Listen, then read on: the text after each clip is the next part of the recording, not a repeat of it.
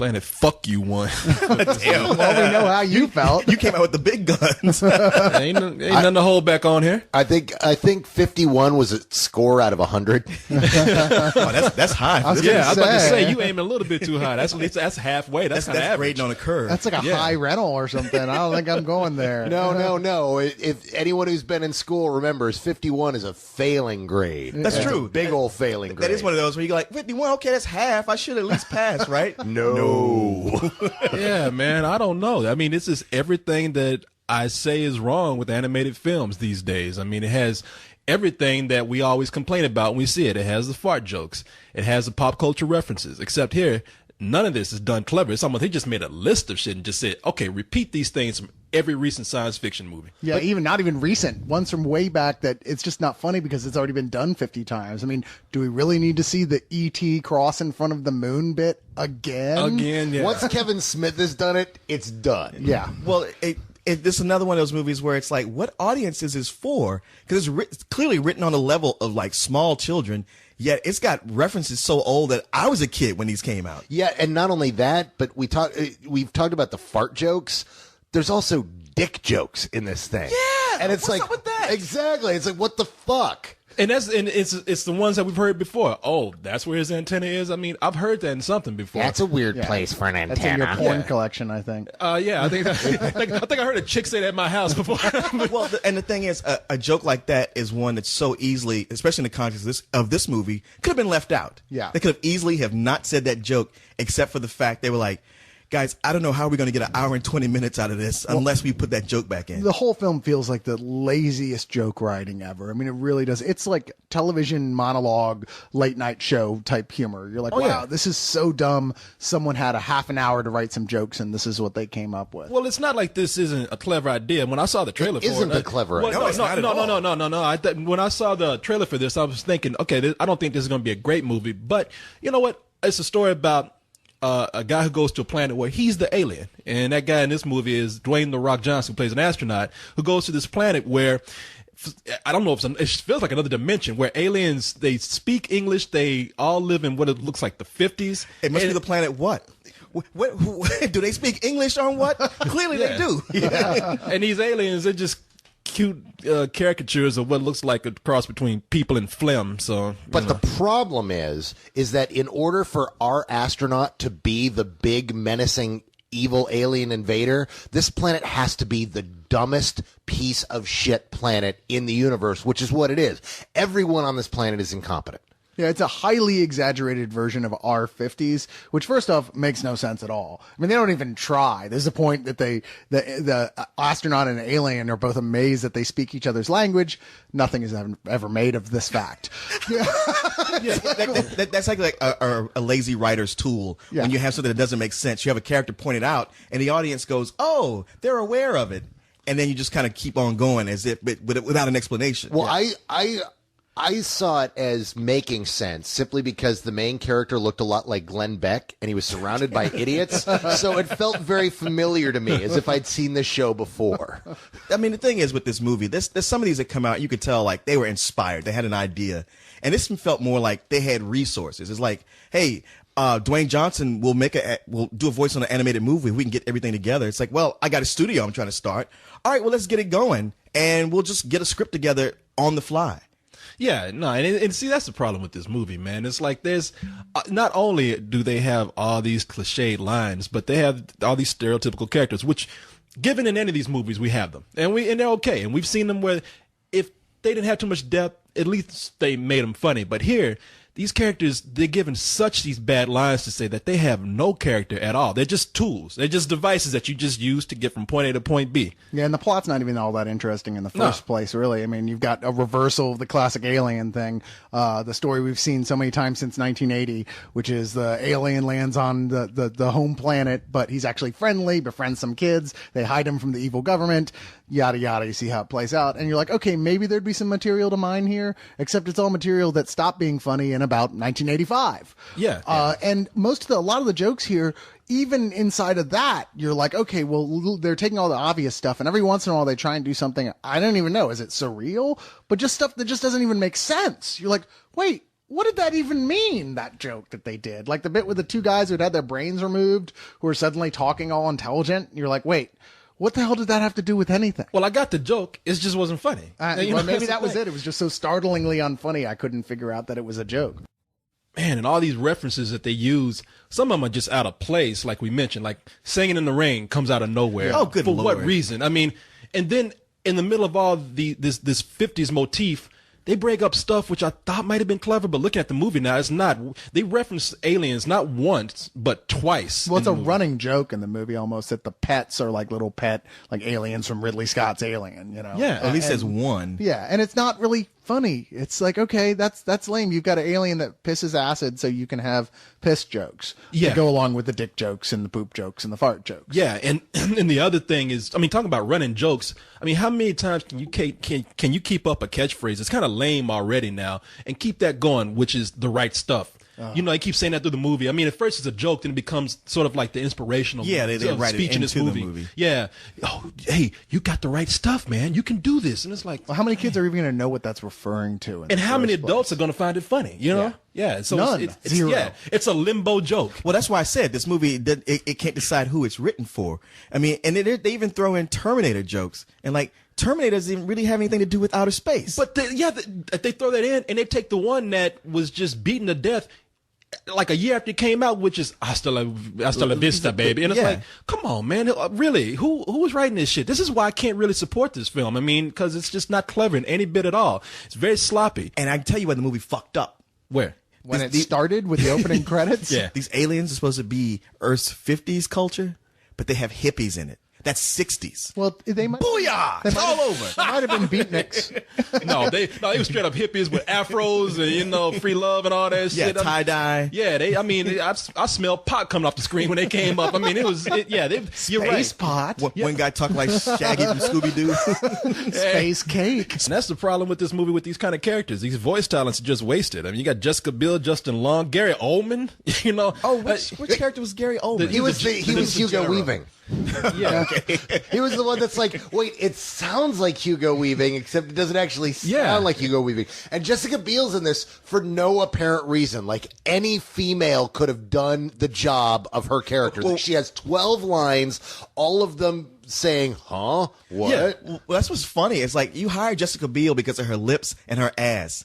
And these guys hired her for her voice? Yeah, well, because everyone in this movie was talking out their ass. Well, I mean, same thing with The Rock. Really? You're going to hire Dwayne Johnson just for his voice? I mean, you hire him for his physical presence, you know? The guy's not known to be one of those top-tier voice talents. And then you make him just kind of like a medium-sized white dude in the movie. You know? So it's like, You always got to go to race, don't Yes, you? You I always do. got to go after They're the the white ones guy. who did it first. yeah, shit. I mean, because The Rock sounds like he's reading a children's book as he does his lines. I mean, everything he says, hey, I sound surprised like this. Rover? Boy, am I glad to see you, Rover! Rover? He's a probe we sent to take pictures of your world. Hey, a planet full of aliens? And you send back pictures of rocks? Bad boy. Bad boy. Mom, don't come in. The alien! Wow! Can I get your autograph? And my Humaniacs poster? And my chest? Hey, how about a snapshot? The guy's a professional fucking wrestler in his first kids film. Well, okay. Well, No. that's all he does now. Yeah. I feel kind of bad for him because it seemed like he really wanted to be a serious actor. And this is like, dude, this is your 5th time at bat, and this is not looking good right now. It's not looking good because Yeah. this is the one of the 1-2 punch of this and the Tooth Fairy. Yeah. Oh, shit, that's right. That's He's coming up. gonna. Sorry, kids, it's gonna be a rough Christmas this year. I'm telling you, Vin Diesel is gonna FedEx him a copy of the pacifier. He's gonna like, see, this is what did me in. You don't hear from me these days, Oh, do you? are you kidding me? Vin Diesel is sitting around going, I can't wait, finally a drinking buddy. No, you know what? No. The Rock is going to be in his bed one night, and Vin Diesel's going to come to the window. I'm the ghost of unemployment future. I'm the ghost of badass past. Remember, I'm going gonna take you through your old movies when you were a hero. You'll be visited by me and, well, just me, but still, it's fucked up, all right? Don't do it. And here's the script for Triple X3. You take this shit. And run out real quick. I'll go get Ice Cube. No,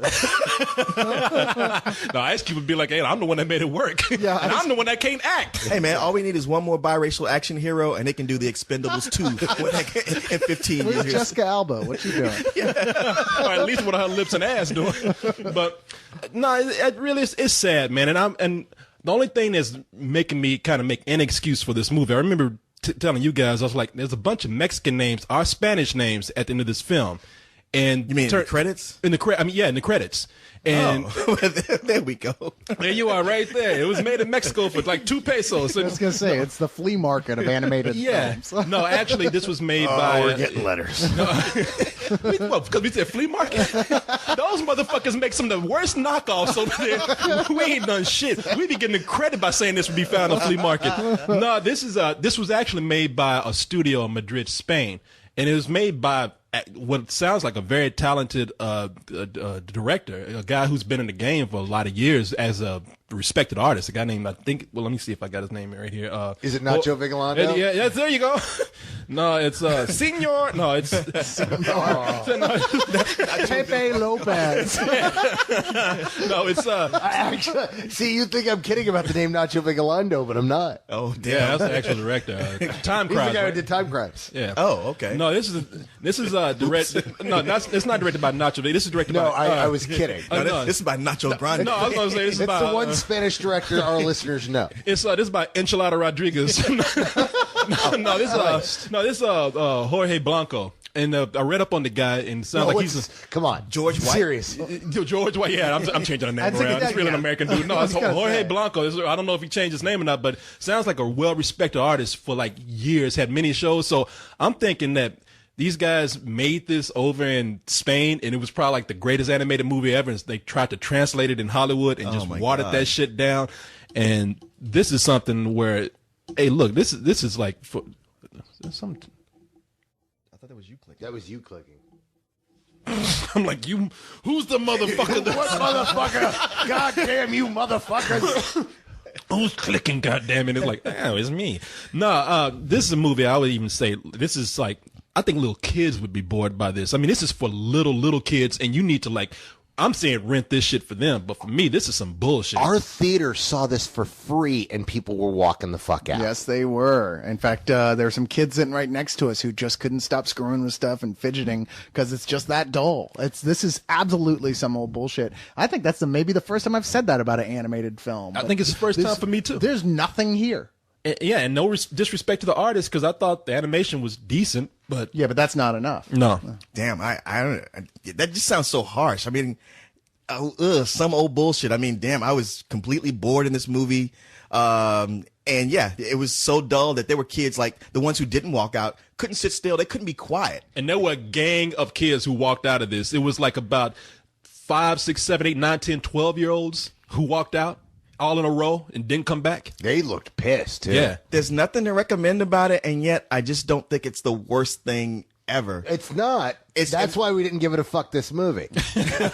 Indeed. I mean, it's really bad on the heels of having like a bunch of great animated movies come out so recently, like Astro Boy and Cloudy with a Chance of Meatballs. It's And like Fantastic Mr. Fox. And, yeah, and y'all look at this and you're like, wow, that's the best you can do. I'm still going on just low rental on it. I mean, I guess I just see some value. Wait, what is that? Is that a check from the studio I see in your pocket?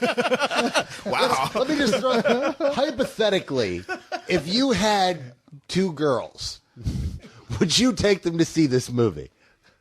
Probably. I mean, depending on their age.